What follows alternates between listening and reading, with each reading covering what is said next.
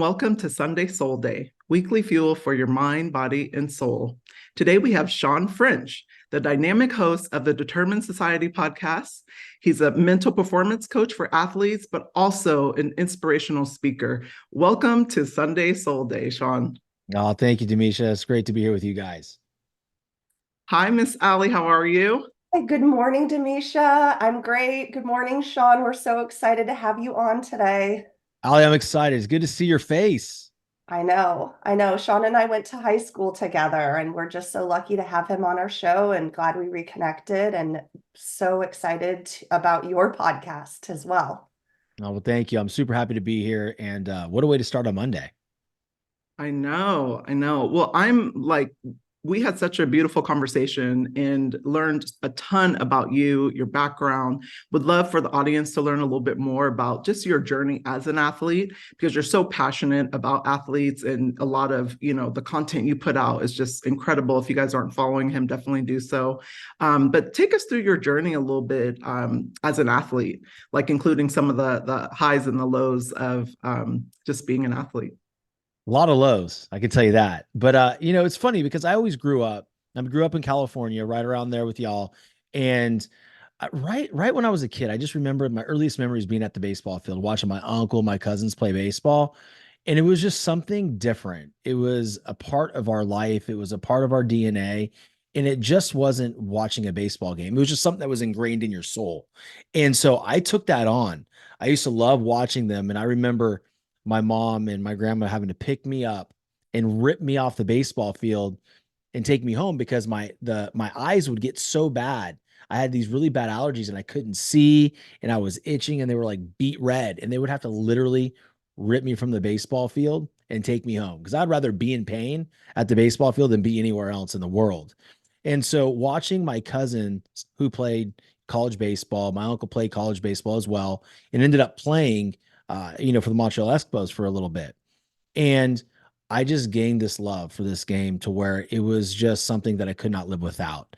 And I started playing my first year when I was 7, wasn't very good, and went through Little League just kind of overweight, and so right around my 11-year-old year, my dad said, you're not playing any other position. You got to go behind the plate and you got to be a catcher. It's like, yeah, I don't want to do that. I just remember catching my first bullpen. I was like, my eyes were closing. I was turning my head, super scared of the baseball. And then I just eased into it. I ended up loving the position because what I quickly realized is like, no one else wants to do this. It's like, so I can learn how to be really good back here, and I can go anywhere.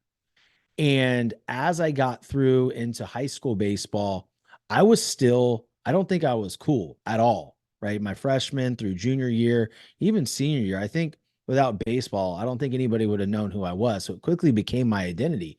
No one really knew me as Shawn French. They knew me as Shawn French, the catcher or the baseball player. And so early on, I learned that, wait a second, I can become known by being really good at a sport, because that was my way of not being bullied when I was growing up, is being really good at baseball. And that kind of went all the way up into college. And, my junior college career started at Los Medanos College. And I was a backup there my first year, had a blood clot my second year, had to go back for a third. Yeah, it was crazy. Literally almost died. Like literally almost died. My scholarship from the University of Louisville, they pulled the offer.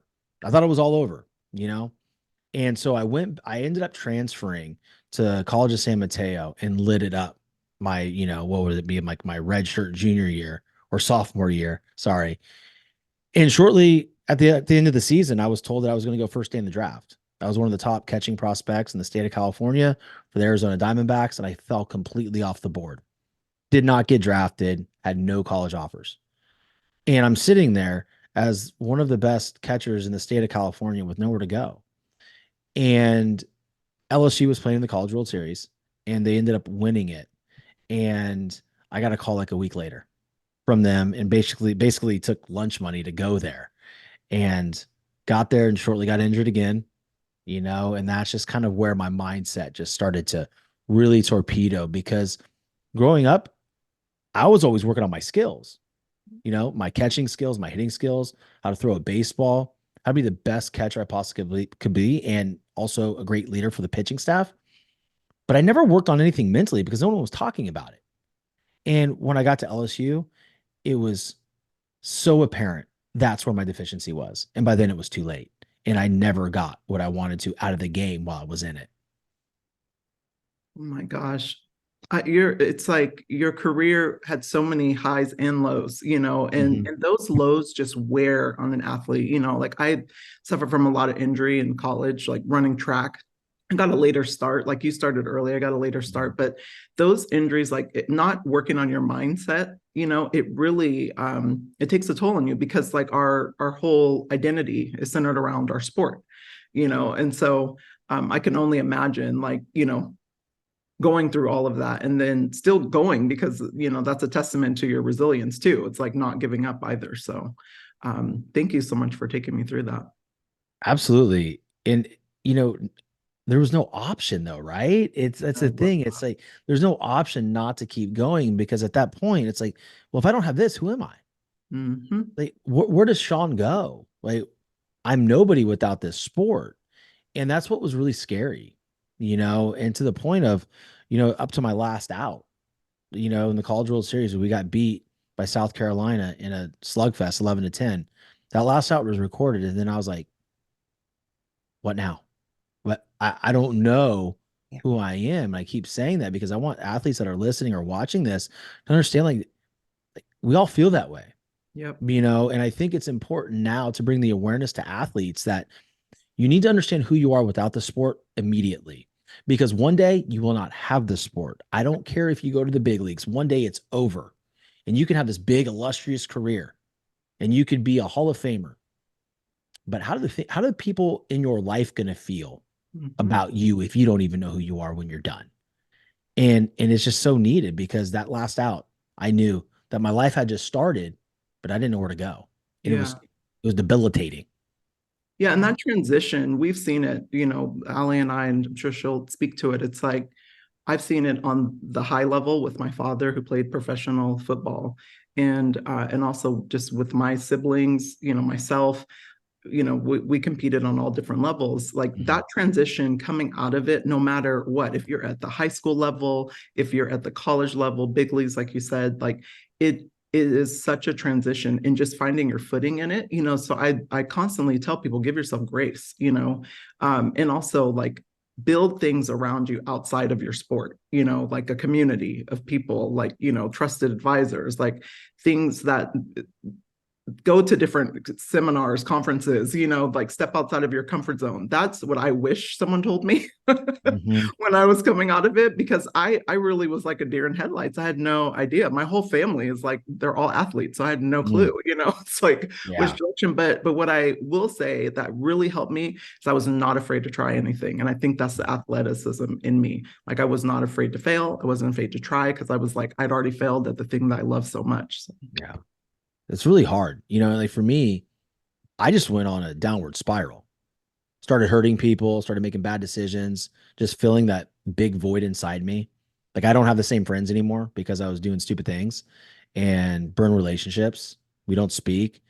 I'm okay with it now, but I look back at it and it's emotional to me because now I understand where they were coming from. See, back then I didn't. I was playing the victim role. Now I get it. Now I completely get it. The only thing is like, you look back and like, well, what if they just know me now? What would they think now? And like, how do you bridge that gap? But then also too, there's a part of me just like, let it be. Let it be. Reason, season, or lifetime, right? And it's time to move on, just like with anything in life. But I mean, for me, I was just hurting people unintentionally. I didn't have it on my mind to hurt people, but in reality, that's what was happening. And I was too self-absorbed to understand it. I hear you when you say, I, as a child, learned that if I define myself by my sport, I won't get bullied. It's so fascinating to hear that from you because, I was a freshman when you were a senior in high school, and I saw you as popular and confident and charismatic. And to know what was going on behind the scenes is just so fascinating. And I think it will help so many people who are in that position now to hear what you went through.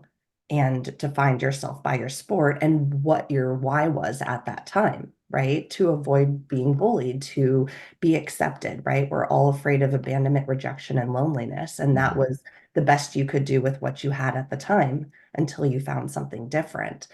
I can relate in the same way. When I played college water polo, I lacked character. I was my sport. I was praised for what I did, not for who I was, and had a similar kind of crash and lost friends and took it out on other people.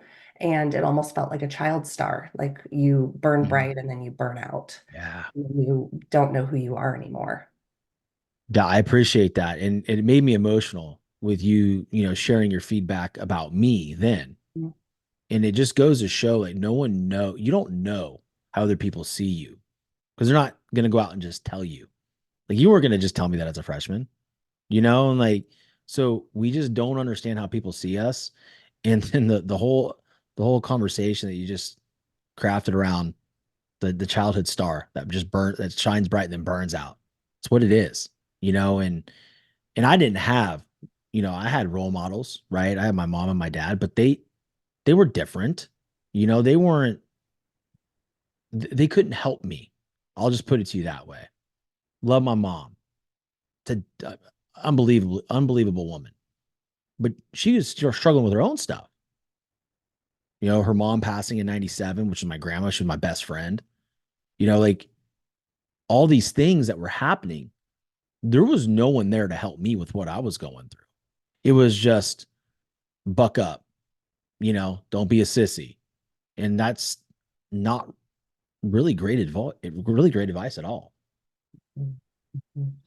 And so I kind of, I feel like the crash is necessary, right? That pain, that restart, it got Yeah. us to other places and it got you to where you are today.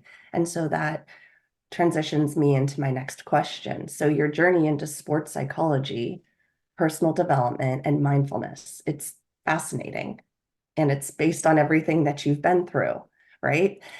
Could you share a pivotal moment or experience that led you to explore these realms and transition into becoming a dedicated performance coach? Yeah. So I will say this. I always thought that I was going to do big things. I knew deep down there was something, and I'm going to say this, and I don't mean this in an arrogant way. I knew there was something special about me. I knew there was something there, and I didn't know what it was, and so I always wanted to do something like this. As far as what was the catalyst? It was rock bottom. It was rock bottom. It was losing baseball, losing my best friends, having to short sell my house in the mortgage meltdown, getting my car repossessed, not knowing how in the world I was going to get food while I was out there before I moved to Florida when I was losing everything. And then to the point of not being able to even afford Starbucks coffee. Like all those things combined really helped me realize like, dude, you need to build from the ground floor up. And it's going to hurt. There's going to be a lot of pain involved and you're going to be angry and you're going to be depressed, but you have to go through it. And I resisted it for a long time. But for me, to answer the question is just, I was left with nothing. At that point, no one liked me. Like no one wanted to call me back. No one wanted to be around me. Like that's a humbling experience. Wow. Yeah. That Wow. just hearing you say no one liked you, it's just like gave me so much pause.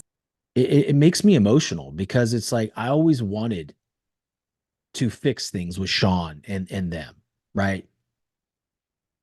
But I just fully understand why. I understand why.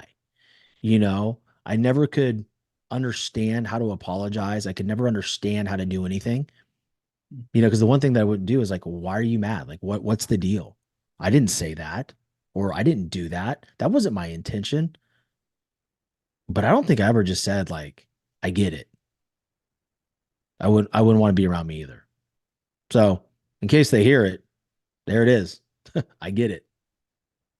Wow. Thank you for sharing, Shawn. Like, tell me, because I'm so curious about that. Like, what do you think? Like, what have you learned like during that, process, like when you said people didn't want to be around you, like how do you think you were showing up? Like an arrogant little jerk. Mm. Just like anything that I wanted, I would grab. Like that little toddler in 7-Eleven that just wants a piece of candy, just grabs it. Didn't matter if it was a girl, didn't matter what it was. If I wanted, I was taking it because I knew I could. Because I knew I could, and it hurt a lot of people. And looking back at that Shawn French, I'm glad that version of me died a long time ago. But I'm also glad I met him, if that makes sense, because I wouldn't be the husband I am today. I wouldn't be the father I am today. I wouldn't be the leader of people I am today. I wouldn't be speaking at a TED Talk at the end of March if I didn't do those things, because it all led me down this path.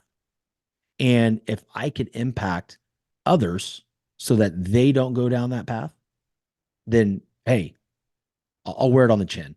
I'll jump on that grenade for you guys. I love that. And my next question is so perfect for this because it's like life is progress, not perfection. Mhm. And I'm so curious, like I want you to share things that you struggle with today because it seems like you're so open, sharing what you struggled with back then. Like what do you think you struggle with today and how do you manage some of the things that you're struggling with? I think today I still struggle with body image. I still see this fat, overweight, sloppy kid. So I focus, I really focus on that. I obsess over becoming the best version of me physically. And a lot of times what happens is I'll overemphasize that. And then when I don't get there, I self-sabotage instead of thinking of it as like just a process. This is who I am. Like you wake up at 4 a.m., you're in the gym by 4:30, and you eat healthy. That's what you do, right? Making it a standard and a part of my process.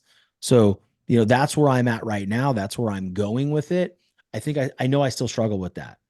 The other thing I still struggle at is, you know, as an athlete, you are judged based on what other people think about you. I mean, let's just be honest. Like they make the lineups, the reporters, like whatever people think about you is who you are, right? Or that they craft the narrative. Even if you look at, the whole Taylor Swift and Travis Kelce thing, like that's a beautiful relationship. It's a beautiful thing. But how people are crafting it, it's completely different, right? So you are what people see you as. And so for me, I still get caught up in like, what are people thinking about my show? Are people listening? Are they buying into me? Do they understand my mission? So when things don't move really quickly, I go, I got to pivot. I'm not, you know what? Like I got to pivot. This isn't going the way I want it to because I'm not getting enough feedback. But then the higher self comes in and goes, no, no, you built this show from your two hands, no marketing, started in a VW Atlas SUV, and now you're top 1.5% in the world with no help. Like, dude, you're on the right track. Just keep going. Absolutely. Absolutely. I love that. I love that. Like when your higher self, and I think we all, it's like, the devil on our shoulder, and the angel, right? It's like, Yep.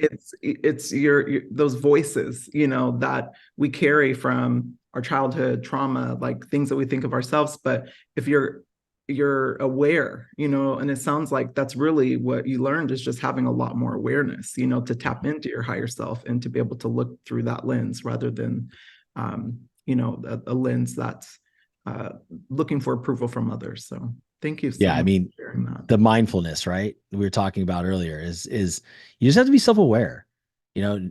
Understand how you show up, understand what you have inside you. And then at the very, very core of it, that voice that's inside you telling you something, that's the truth, good or bad. Yeah. And I appreciate you sharing what you're still struggling with. I think that helps me. That helps so many people to hear, like, look at how far I've come, look how, great I'm doing. And every day I still have something that I have to look at and take care of on a daily basis. And I'm going through some stuff right now where I'm taking a look at myself and feeling like, oh, I've come all this way. Why do I have to look at this thing or these things? And no, I get to look Mhm. at them each and every day and better myself. I love And that. have these people around me supporting me who really care about me, calling me out, telling me, hey, this is something to look at. And I used to look at it as if you call me out, it's something that's wrong. And kind of, I think maybe athlete stuff from coaches being really hard on me. I would sometimes know deep down they wanted what was best for me. Mhm. And, um, but at the time would get defensive rather than believing, hey, like there are things to keep working on. And I get to do that. And when it's drawn to my attention, like that's a gift. And yeah, and so thank you for being vulnerable and sharing what you still go through each day. Um, Absolutely. yeah, so I want to hear a little more about your coaching philosophy. Can you help your clients move forward despite feelings of frustration and despair. How do you guide your clients and your audience through these challenging emotions? And what practical advice do you offer to forge ahead? It's crazy because it's not rocket science, right? What it's about is my clients and people buying into the process and understanding that, okay, this is the way, right? And it's very simple. We focus on what we can control and we write those things down. What can you control in every situation? Whether it's your relationship, your job, your sport, what can control? If you can't control it, let it go, right? And so that we build out a daily process based around your athletic development, your academic development, and if you're an entrepreneur, your business development. All right, these are the things you can control. So go do those every single day. And everything else, who cares? Let it go. Do your best, Elsa, right? Just let it go. You're not going to change it. You're not going to do anything with it. Like, yes, exactly. That's I'm breaking down Elsa. this. That is so funny. I'm so stealing that. That's hilarious. That's But I hilarious. mean, like, so really focusing on what we can control and making that process. All right. And then breaking also down, like, where are the limiting beliefs coming from? Right. Because a lot of times when we get stuck, whether you're a baseball player or a track star or a water polo star, there's a thought process that's blocking you from just staying in that open loop control system, right? And just going and you're in the flow and you're not thinking about anything. It's like you're in the batter's box. All right, I'm ready. Oh, wait a second. Oh no. Oh no. Is that a fastball? Is it a curveball? Oh geez. It's by me. Now I got one strike. Now he's probably gonna throw me a curveball. I can't hit his curveball. So now then we have this narrative going through the head, worrying about the past and what's going to happen in the future. And no one is focusing on where their feet are. Like, what can I do right now? Like right now, how can I impact that? And so I walk through the process with everybody. It's okay. So what do you need to do every day in order for you to be great? Who do you need to become? Okay, cool. Tell me about that guy. Tell me about that woman. All right. What does she do? Well, what do you mean? Tell me what he or she does. Write it down. Okay, now go do that. See, the problem is everybody knows. Coaches don't give this advice that's like, oh my gosh, like, you're Nostradamus. No, it's not that. It's like, I'm giving you the stuff that you already know that you're scared to implement because you think it's not going to work. I'm here to hold you accountable and tell you that it's going to work. Okay, so first of all, I want you to sing Let It Go from Frozen for us. No, I'm Oh just my God. no, I'm just kidding. You want Uh, people to listen to this, right? uh, good point, Shawn. No, I think you probably have a really great singing voice. You have a wonderful speaking voice. Well, thank you. It doesn't translate. I can tell you that much. So what I love is basically you're telling people to live their life by the serenity prayer, right? Mhm. Recognize what you can control, let go of what you can't control, and kind of know the difference and be aware of that chatter in your head and feed your mind instead of letting your mind feed you and be intentional. Those are all such great pointers. I think that's what I was gathering. Wow. I never looked at it like that, but yes. Yes. Wow. That's enlightening. Thank you. Yeah, I love that. And the serenity prayer, and also too just like living like their higher self, and their best life, like what they envision for themselves. And I think what coaches do, and I love that you're humble, but in addition to that, I think they help people dream again, and lean into hope and, excitement around like what they can actually become. It's such a gift when we're, in that space where we need support or we're broken down. Like that's actually a gift. And I think people see it completely different. And they see it as a place where like, I'm so low and I don't know what to do. I can't hit my goals. That's a gift. That's awesome. I tell my clients, that's amazing. Let's get excited.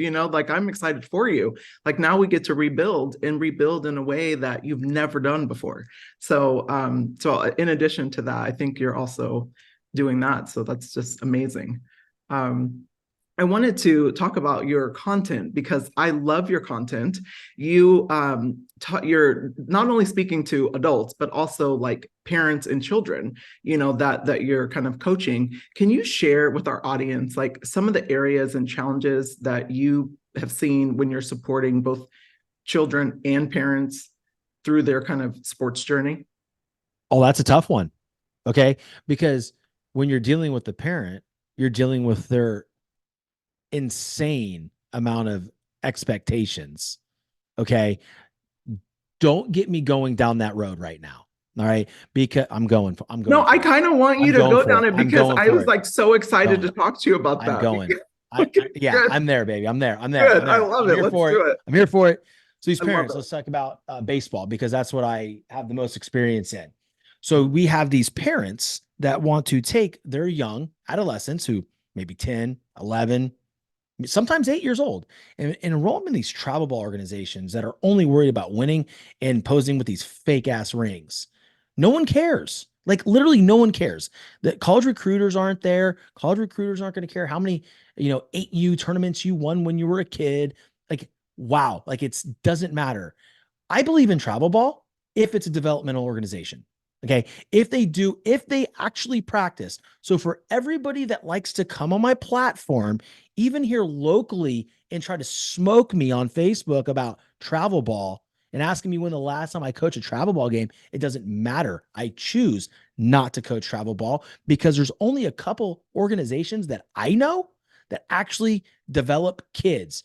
If you are a travel organization and you're developing kids, I'm all on your side. I will promote you on my social media. I will do whatever you need me to do. But the moment you tell Johnny's mommy and daddy, hey, it's 11 years old. He's 11 now. He's got to play with big boys. He's going to start to get looks now. You're on crack.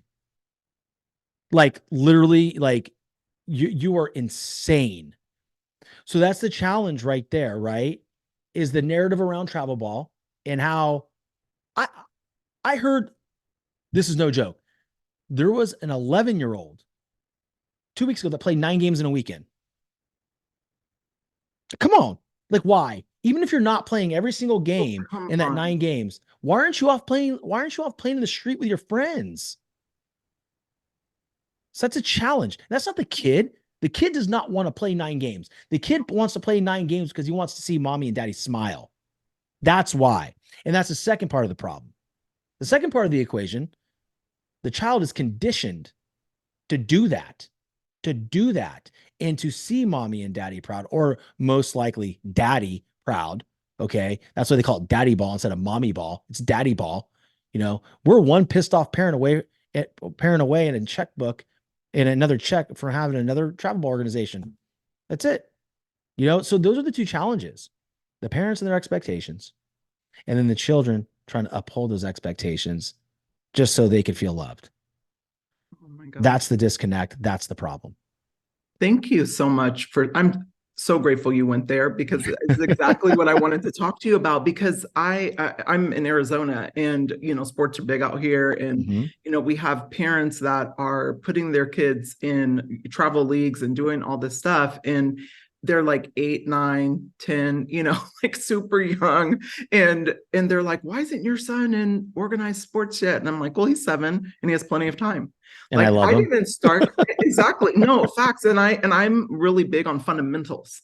And Mhm. so like track and field it is all about, I mean, every sport is, but really track and field, it's so technical and it's about fundamentals. And Mhm. I really want him to learn that. But then also I just want him to be a fucking kid.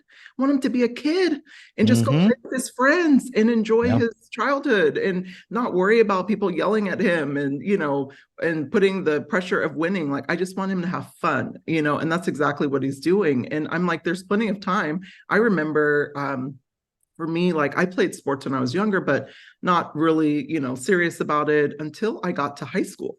Like I Mhm. got the latest start in track and field, like right. And I remember it was the summer before entering high school is when I actually started. And I Wow. still earned a full scholarship to UCLA. Yeah, how So, about that?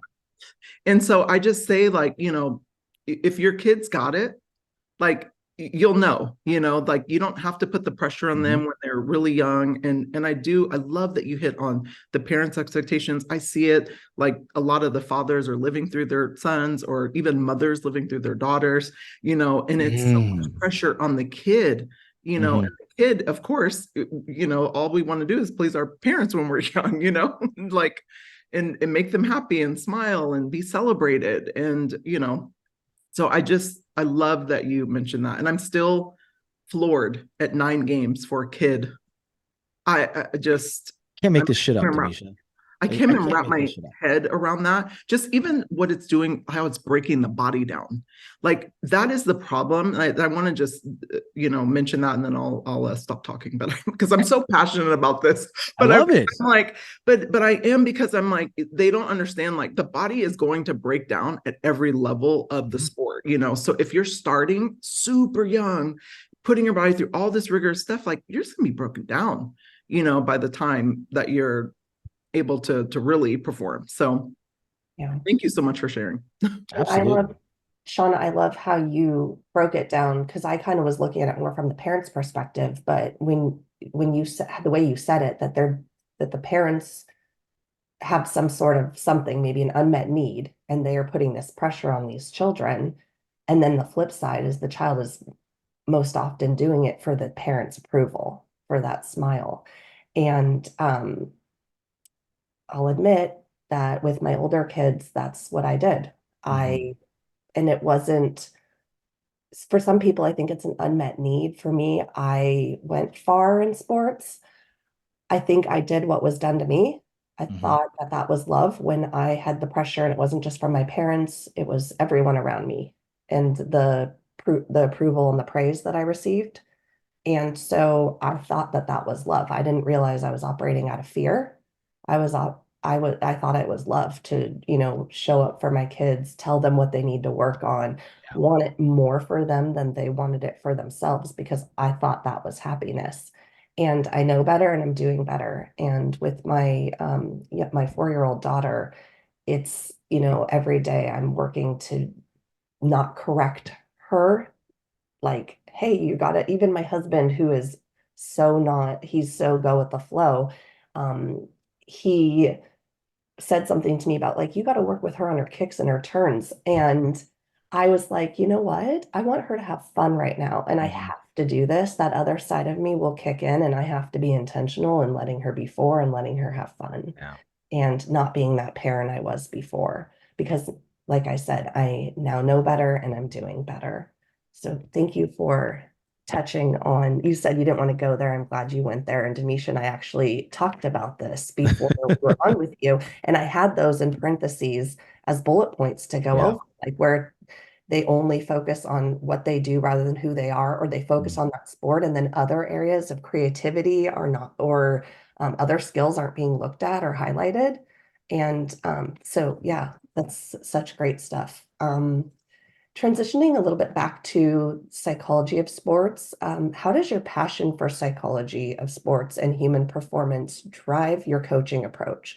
And what specific aspects of sports psychology do you find most impactful in helping athletes achieve unparalleled success? So I got to be honest, I don't really focus so much on the sports psychology of it. I mean, when I was growing up, I wanted to be a sports psychologist, right? But I couldn't pass algebra, so I said, "Fuck that! Like I'm out."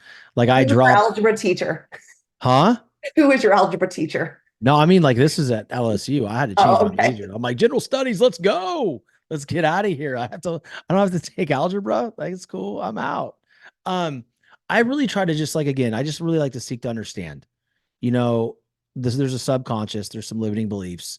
We don't know where they come up. So I never want to treat the symptom. I try to find the root, right? So just asking as many questions as possible and always asking clarifying questions when my clients are saying something, well, I feel this way. I'm like, okay, well, tell me a little bit about that. Okay, well, where does that come from? Well, I don't know because I remember like my dad said this. I'm like, okay, what do you think he meant by that? Did you ask him? Right. So just really being inquisitive, it just drives my coaching because the more I can understand an individual, then I can truly help them.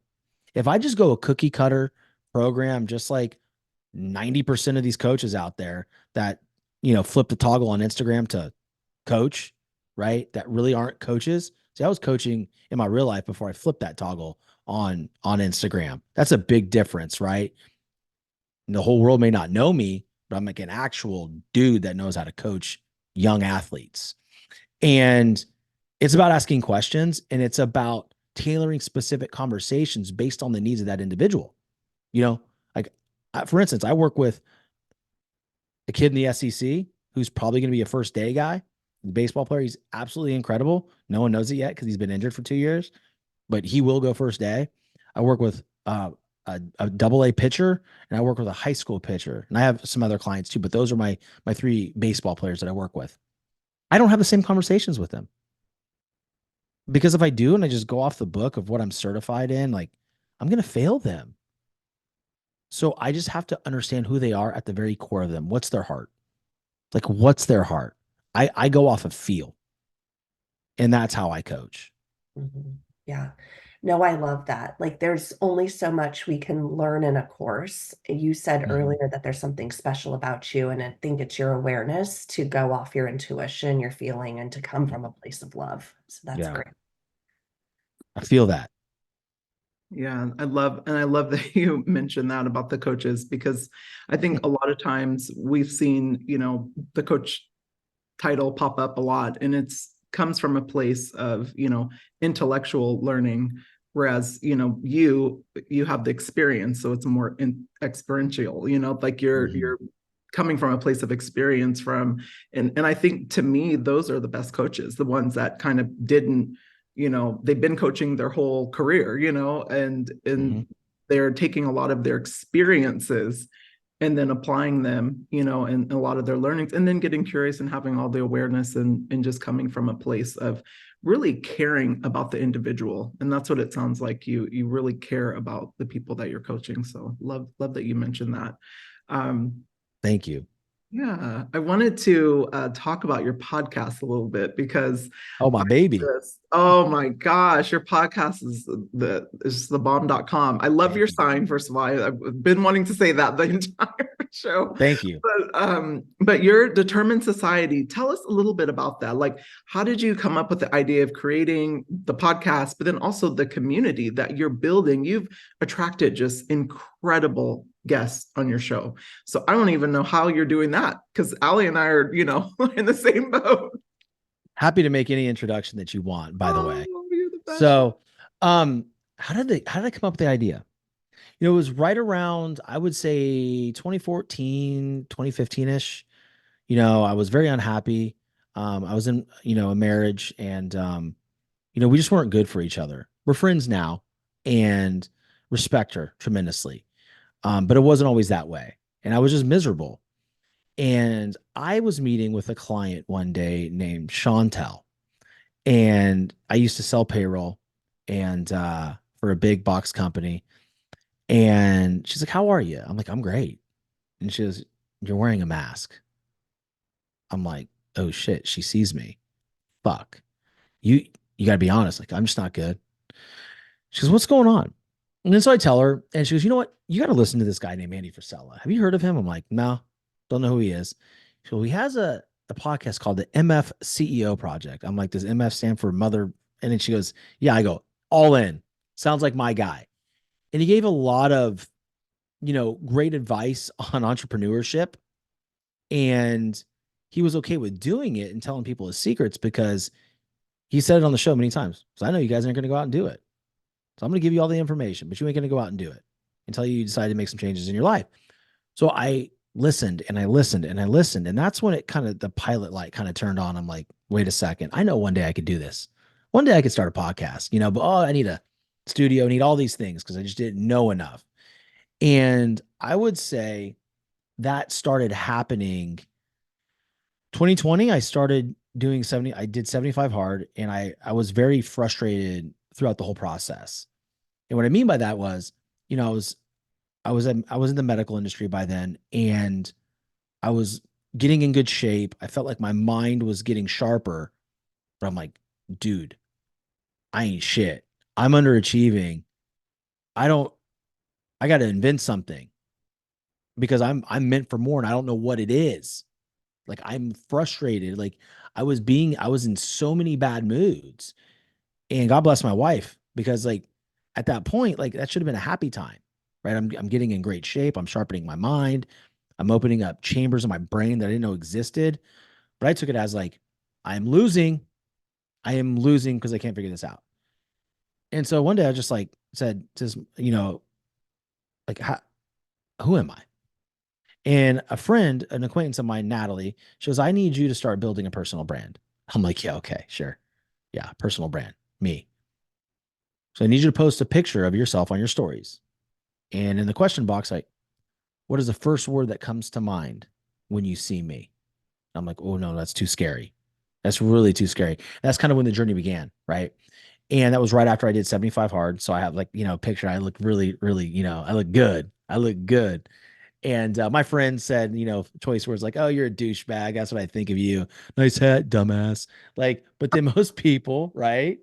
The ones that understood what I was really getting at were like, coach, determined, determination, determined. And it was just an overwhelming response of, I think I counted like at the time in the 50s of some variation of the form determined or determination. I was like, okay, what now? And she was like, well, what do you want?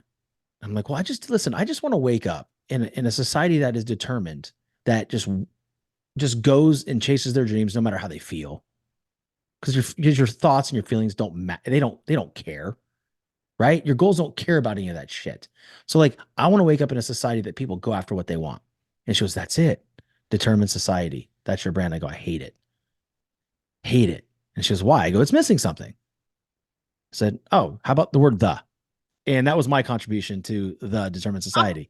And back then it was just a Facebook page. It was just a Facebook page. Like I don't, this is bad. I don't even go there much anymore. I should, because there's like almost 800 people in there that joined, you know, and everything's so busy. Like I'm making an excuse at this point. But so I make the Facebook page, and then I'm driving down the road one day, and all of a sudden my just brain explodes. It was just, that was the moment. That was the fission point where the bomb just went off. It's like, I have to pull over. I was like smelling colors, for crying out loud. It was bad. Like I call my wife, I go, hey, I'm pulling over. She goes, are you okay? I'm like, this is what I'm thinking. And da, da, da, da, da. I'm talking really, really fast. And she goes, what do you need from me right now? I go, tell me I'm crazy. She goes, you could do anything you want, dude. Like, make it work. Do what you want. Do what you do. I'm like, okay, I guess I'm gonna start a podcast. Like, how to start a podcast. Here we are. So for me, the original concept was to talk to local people about success and what their recipe was, because I really truly felt that all successful people knew something that not a lot of people knew, and there was a certain recipe for it, right? So I just want to hear what everybody has to say, and had a guest, Matthew Booth and Vincent Simonelli, two local friends were my first two guests. It was Vinny and then Matt Booth. And then I just did solo casts after the gym because that's my venting chamber. And then all of a sudden, it turned into Larry Hagner, DJ from Andy Frisella's podcast, and then David Meltzer, Ryan Stewman, Bedros Keuilian, and most recently from my 100th episode, Jason Revin, a retired Navy SEAL, has a Purple Heart. Like, it grew into all that.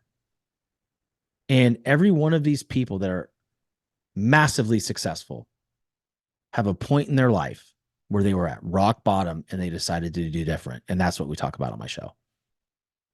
Oh my gosh. First of all, I have chills and so many follow-up questions. Like first starting with 75 hard, because that is really, I mean, hard in the title is accurate because I tried it and it is really hard. Did you complete it the first time? Yeah. I've completed it 4 times. Get out of here. That's and failed it like 10 times. Okay, no, I appreciate you saying that because I know a lot of people that try it and then they fail. They either fail at the water part because it's like you have to do a gallon of water or something. It's like no cheat meals, no alcohol, a gallon of water, like working out twice a day and reading like 10 pages. And so depending on what your challenges are, like people tend to not finish. So I love that you mentioned that. It's a lot. It's a lot. It's almost like a full-time job. Wife goes, hey, you want to go beach? Can't. Got workout number 2. She goes, great. Do it at the beach, asshole. I'm like, fuck. Okay. It's hilarious. Scared of her. I'm like, fine. Okay. Let's do this. Oh my God, that's so funny. Well, my other points I wanted to bring up is like, I love that, you know, throughout this process, you were so humble, you know, like in really turning to people that you trusted to you know get their kind of input, like your wife, and you know love that she's so supportive. And I love your really amazing contribution to your title. It just really stuck out. That's so great. Not the smartest person in the world, Demisha. Hilarious. No, but I love how it all came together, and I think that's what the universe does for us when we're ready. You know, when we show up, like it just things start happening, and that's really, you know, it's like you were putting in the work, you were doing the work, but you were also ready, you know, more importantly. And so I love that you mentioned that. So congrats on all of your success and 100 episodes. It's amazing. Nuts. Thank you. Yeah. As Demisha was saying, that is incredible that you've hit 100 episodes. And I love kind of your awareness of what all of your guests have gone through, that they hit a bottom. That we've noticed kind of a similar experience with our guests, that they are people who were kind of living life for other people, kind of like you described the children with their parents, living life for other people's approval, realizing that doesn't work, hitting a bottom, and then living life for themselves. And that's really the only way to live a happy and fulfilling life, right? Absolutely. You know, the coolest thing about having people on your show is when you hear their story firsthand and you get to share that with your audience, it means so much more because the audience hears it, but you feel it and you see their face and you're connected with that person. I can go through my whole guest list and tell you everything that everybody went through. And to me, that's impactful because when I'm struggling, I turn to what would Amberly Lago do here? Like, I think this is bad. What would Jason Redman was in a hospital bed, got his face blown off. Like, what would he do? And I'm complaining about this. So there's the ability to call on previous conversations to help guide me through. And so I always tell people like, hey, why do you podcast? I'm like, are you serious? I get 45 minutes to an hour with these high level individuals. It's like almost like a free one-on-one coaching session. That's a really good way of looking at it. Can you share? Yeah. Can you share a memorable moment? I know you've probably had so many, but can you share one that really resonated with you and your audience, and reflected the impact you aim to achieve in your personal development and peak athletic performance space? As far as like the people I interview and things like that, what was that moment? Yeah. Honestly, there's so many, and for my former guests that are listening, I hope you're not offended if I don't say it. It's just you all are amazing. I remember reaching out to Bedros Keuilian, and I sent him a video, and I'm very smart in certain areas. I sent him a video after running 3 miles, and I had bugs all over my face. I'm like, I'm just going to ask him if he wants to be on my show. I'm tired of dicking around with this. I'm just going to ask him. He's probably ain't going to read it. It's probably going in his request box. Screw it. Well, someone from his team responded. And it wasn't him, right? It was someone from his team. And he said, "Hey, interested. Absolutely. You willing to fly out here?" I go, "Where's out here?" And he goes, "You know, Southern California." I go, "When?" 1000%. Please connect me with the individual to set this up and I will take the first available date. And I followed through with it. And I took the very first available date in 2023. I flew out there. And I remember, excuse me, sitting in his office and they put me in a, good Lord, they put me in a library and I'm just sitting there. My palms are sweaty. I felt like, the song Lose It from Eminem, right? Like I'm just about ready to vomit here. Like I'm nervous because probably one of the biggest influencers he's big and amazing, amazing leader of men, amazing entrepreneur. And I'm like going to be in the room with this guy. And I remember him walking in the room finally, gives me a man hug. He goes, "Hey, Shawn, I'm Bedros." I'm like, "Nice to meet you, brother." And we sit down and we're having these fun outtakes that I haven't even released yet. I should probably get them edited. I probably need to edit them and have him, release his clips. I remember after the show, he said, "Dude, you're one of the best orators I've ever been in the room with." And I'm like, holy shit. That was the moment. That was the moment that I'm like, I'm not where I need to be right now. But even that little bit of external validation that I still needed at that point helped me realize what is truly possible for me. And now I have 1,000 different things going on right now. And soon it's going to look a lot different. And as far as the show and what's coming, it that helped lead up to this point because now I'm putting my neck out there in very scary situations and the quality of everything is about to really turn up a notch. But that was the moment for me. Wow, that I just was getting chills thinking about and hearing about that experience. And it's like what is it? Preparation meets opportunity, and you Mm-hmm. went for it. And everything you've done to work on yourself got you to that moment to take that leap. That's incredible. Thank you so much No, for sharing thank you. that. Absolutely. And that's the moment where everybody knew I wasn't fucking around anymore. Straight up. They're like, "Oh, like that was you're on notice." And for me, like that's when I started getting more like, "Dude, you're killing it. You're this and you're that." I'm like, "Where you been for the last 2 years, man?" Like this was coming. Like I saw this coming, right? But that was the moment, not just for me, but I think that when people started to really take notice that I wasn't playing. I'm going after this, right? This is a thing. This is not a hobby. Yeah, I love that. Thank you so much for sharing. And he is huge. I couldn't even imagine how nervous you were interviewing him.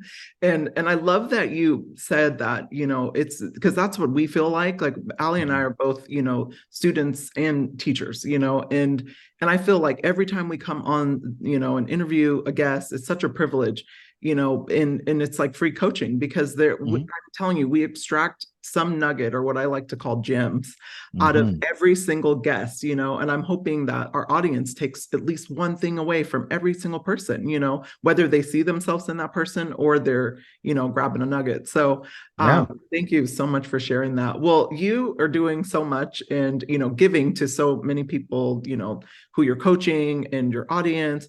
How do you take care of yourself? Like, how do you fuel yourself back up? Well, I think it's important because to preface it by, I'm not always great at it.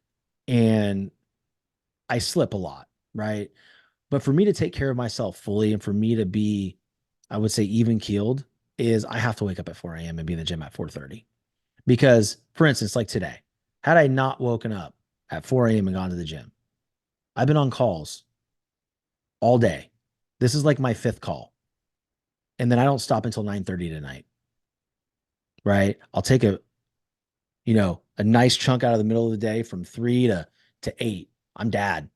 I'm husband. But then when the kids go to bed, I'll hop back on a recording and then I coach an athlete at 9. So for me to stay balanced, I have to have those times where I can just hold my kids and be with my wife. I have to take especially my little girls, man. Like my little girls, My son, I love, like, different, right? He's my boy. But my girls, I put them on my chest. One is 5 and one is 7. And they don't know why I'm doing this, but I have to feel their heartbeat on mine. I have to feel that connection because that energizes me. I did it with my youngest today, this morning, because I knew it was going to be a long day.